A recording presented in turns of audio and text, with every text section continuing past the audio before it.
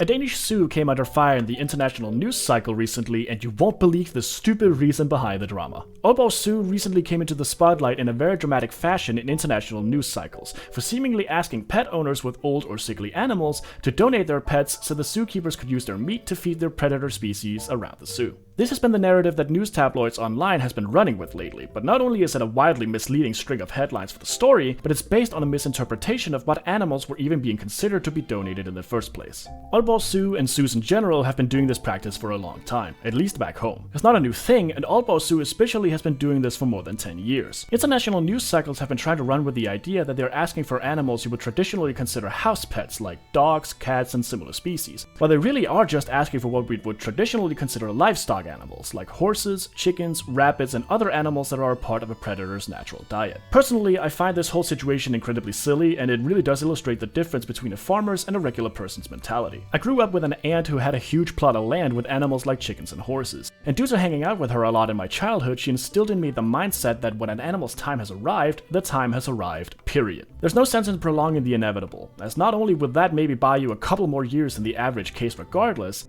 but it's also an incredibly cruel and unnecessary way to keep a sickly, old, or simply hurting animal from passing away peacefully. This goes for livestock and house pets alike, and I personally find it more cruel to let the animal suffer unnecessarily than give it a peaceful and dignified departure from this world. Secondly, farmers and a lot of animal owners in general have a very practical mindset when it comes to what to do with the animal after it has passed away. It's more practical and does more good to feed a living animal with the meat, and it's not like there's a lot of other dignified options when it comes to the inevitable disposal of the animal's body after its passing. It's not like you could bury a horse or a larger animal like a pig in your backyard, and simply dumping the body somewhere would just be a waste. So why not let Aalborg Zoo use the meat practically for the animals displayed in its predator exhibits? But what do you think?